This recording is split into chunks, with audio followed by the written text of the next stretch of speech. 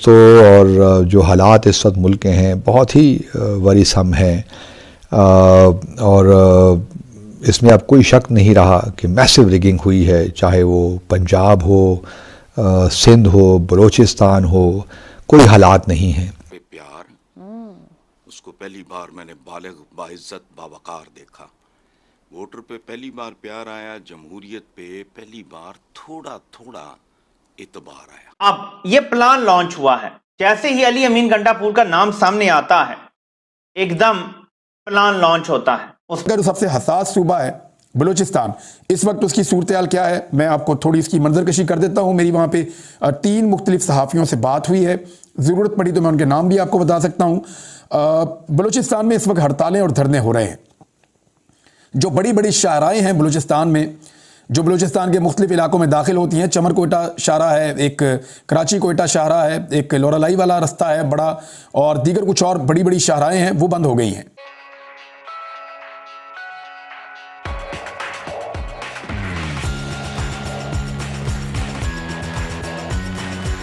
और अगर यही करना था तो फिर बेहतर था कि इंतखाबात ही नहीं करवाते, क्योंकि इससे तो मामलात और मुश्किल हो गए हैं। और बिल्कुल लग रहा है कि एक पार्टी को टारगेट किया गया। देखिए 1977 में भुट्टो साहब ने रिगिंग की, तो उस वक्त उन्होंने रिगिंग करवाई और वही तनकीद का निशाना बने, और बिल आखिर उनको एक कू आया और उनको हुकूमत छोड़नी पड़ी। अब मामला कुछ यूँ है कि पहले से हमें लग रहा था, जब से वोट ऑफ नो कॉन्फिडेंस हुआ, उसके जो भी मुहर्रिकात हों हमें मालूम है, तो कोशिश यही थी कि किस तरीके से इमरान ख़ान को ये सारे इंतखाबी अमल से निकाला जाए, या उनको इतना रुस्वा किया जाए ताकि जो उनका वोट बैंक है वो उसको अंडरमाइन किया जाए। जितने भी केसेस बनाए गए ज़्यादातर बोगस केसेस ही हैं, कोई सज़ा नहीं बनती इन मामलात में, और जिस तरीके से सज़ाएं दी गई, पॉलिटिकल लीगल प्रोसेस किया गया, जिस तरीके से एक्सपीडिशियसली ये चीज़ें की गई, वो बिल्कुल वाज़े तौर पे, चाहे वो साइफ़र का मामला हो, तोशा खाना का मामला हो, या फिर इद्दत का मामला हो, तो बिल्कुल वाज़े था कि वो सब इमरान ख़ान को एक लिहाज से सारे प्रोसेस से निकालना चाहते हैं। चलिए ये बात भी हो गई, आपने एक फ़र्द को निकालना था, निकाल दिया, लेकिन क्या ये भी ज़रूरी था कि उसकी पार्टी को भी उस इंतखाबी अमल से निकालते? ये तो बहुत ही ज़्यादती की बात है। और जिस बुनियाद पे निकाला गया कि जी इंट्रा पार्टी इलेक्शंस ठीक नहीं हुए, तो किस पार्टी के यहाँ पे, किस पाकिस्तान में किस पार्टी के इंतखाबात होते हैं? ये तो सारी मौरूसी जमातें हैं, यहाँ तो इंतखाबात की भी ज़रूरत नहीं है। अगर इनके इंतखाबात काबिल कबूल हैं आपको, तो ये क्यों नहीं? तो ये तमाम वो भोंडे अंदाज से PTI को भी महरूम किया गया उनके सिंबल से। और फिर जब इंतखाबात हुए तो हमने देखा कि एक रिएक्शन भी आया लोगों का, और जिस तरीके से, और ये सारा रिएक्शन वहीं से शुरू होता है। गो कि इमरान ख़ान अप्रैल 2022 में उस तरह पॉपुलर नहीं थे जो आज उनकी पॉपुलैरिटी का मुकाम है। तो ये सारी वो गलतियां हैं। और फिर PDM की हुकूमत को जिस तरह लाया गया, और जो एक बनाई गई कोalition, और जो उनकी परफॉर्मेंस रही, वो भी हम सब देख रहे हैं और जानते हैं कि किस किस्म की परफॉर्मेंस रही। तो अब सवाल यही पैदा होता है कि किस तरह मामलात को आगे लेकर चला जाए। कुछ लोग तो अब देखिए, भुट्टो साहब ये बिलावल जरदारी ये इंसिस्ट कर रहे हैं कि अगर हमने PMLN के साथ हुकूमत बनानी है तो प्राइम मिनिस्टर तो भाई मैं ही हूँगा, क्योंकि मुझे अमेरिका की आशीर्वाद हासिल है। और सिब्बी से आने वाले रास्ते जो हैं वहाँ पे भी एक धरना दिया गया है और वहाँ पे शाहराएँ बंद की गई हैं। ये सब कुछ हो रहा है धांधली के खिलाफ।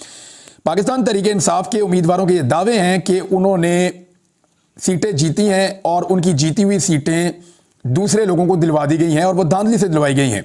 अच्छा, ये सिर्फ पाकिस्तान तहरीक इंसाफ के लोग नहीं कह रहे, बल्कि वो सरदार मकामी कह रहे हैं जिन्होंने हार तस्लीम कर ली है गैरतमंदी का मुजाहरा करते हुए।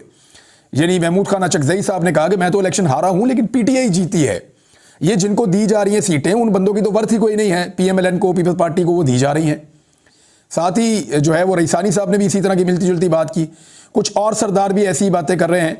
तो सलार खान जो है उसने कोयटा सिटी के अंदर से सीट जीती है और बड़ी कामयाबी उसने हासिल की है, लेकिन उसकी नशिस्त छीन कर जो है वो एक ऐसे उम्मीदवार को दे दी गई जिसको चौथे या पांचवें नंबर पे वोट पड़े हैं, और सलार खान के मुकाबले में आने वाले तमाम लोग ये कह रहे हैं कि ये तो बंदा हमसे भी कम वोट लेकर गया था, सलार खान की ये जीत है। वो मामला इस वक्त कटाई का शिकार है, वहां पे एहतजाज हो रहा है और बलूचिस्तान में जगह जगह एहतजाज हो रहे हैं। 16 की 16 नशिस्तों के ऊपर रोला पड़ा हुआ है इस वक्त जो बलूचिस्तान में इलेक्शन हुआ है। पीटीआई कोयटा से एक सीट निकाली है आदिल बाजई ने।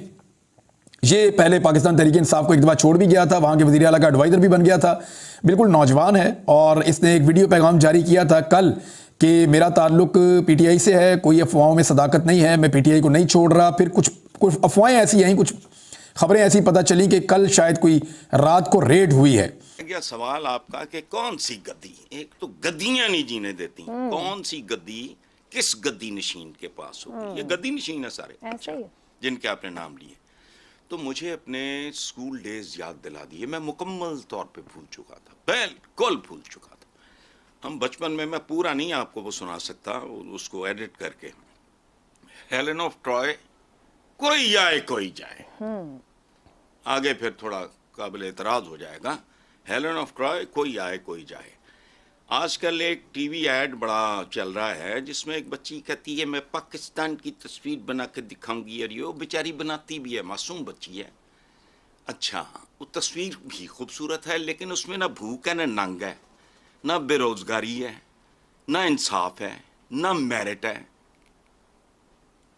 जहालत की फरावानी, मतलब वो ना जहालत नजर आ रही है जो इस मुल्क की पहचान है। अब आपके सवाल का जवाब मेरी तरफ से ये है, मेरी तरफ से कोई आए जाए भाड़ में जाए, वो पाकिस्तानियों को, कोई इंसान का बच्चा आए और पाकिस्तानियों को इन लानतों बदसूरतियों से निजात दिला दे और इस मुल्क पे 75 साल रात के बाद दिन तुलू होता दिखाई दे। मेरी तो भाड़ में जाएं। नहीं भाड़ में ना डाले हैं। अभी आपको वोटर पर प्यार आया, जमहूरियत पर एतबार आया, तो चले ये कहिएगा कि आप क्या समझते हैं, वजीर आजम पीपल्स पार्टी से आना चाहिए या मुस्लिम लीग नून से आना चाहिए? मेरा जाती ख्याल ये है, all of them put together, all of them put together. ये जोकर्स हैं, बिलावल बेहतर है। चलें, शुक्र है आपने किसी का नाम तो दिया है। हाँ, आपने मजबूर किया तो ले दिया। ऐवाने सदर में जो बैठे वो पीपल्स पार्टी से ताल्लुक रखता हो, मुस्लिम लीग नून से ताल्लुक रखता हो? वो मैं कहता हूं किसी से ताल्लुक रखे ना रखे, वो भाड़ में जाए, सेरेमोनियल सा एक है, उस बेचारे का क्या हो। तो किसको सेरेमोनियल सूट करेगा? कौन ऐसा लगता है जिसने कुछ नहीं करना, बस बैठ ही जाए तो काफी होगा? ऐसा पीपल्स पार्टी में होगा, नून लीग में होगा? वो नून लीग से पकड़ लें, इसको बना दें नवाज शरीफ को, इसको उद्दो शुद्दे का शौक है, मतलब बहुत ज्यादा। ठीक हो गया प्लान में। अब ये खैबर पख्तूनख्वा में इन्वेस्टिगेशन के नाम पे एक नया खेल शुरू करने जा रहे हैं।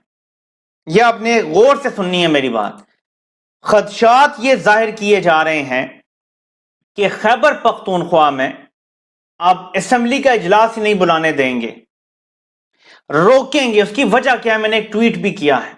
खैबर पख्तूनख्वा में अगर तगड़ा वजीर आला आ जाता है जो कि इनके नीचे नहीं लगा हुआ मनसूबा साजों के, तो वो दो काम करेगा, और ये बड़े अहम काम है। मुराद सईद इसके बारे में बोल बोल के थक गए, जिनमें से एक काम है दहशत गर्दों की जो पाकिस्तान में इंपोर्ट की जाती है वो बंद कर सकता है, क्योंकि अब जो मर्ज डिस्ट्रिक्ट हैं खैबर पख्तूनख्वा के साथ वो इंटीग्रेट हो गए हैं। यानी बॉर्डर तक अब खैबर पख्तूनख्वा का वजीर आला कंट्रोल रखता है, बॉर्डर तक। बॉर्डर पे ज़ाहिर फोर्सेस खड़ी थी, लेकिन बॉर्डर तक अब उसकी इक़्तिदार की लिमिट है। पहले ये वफाक कंट्रोल करता था, तो उसका इक़्तिदार बॉर्डर तक पहुंच गया।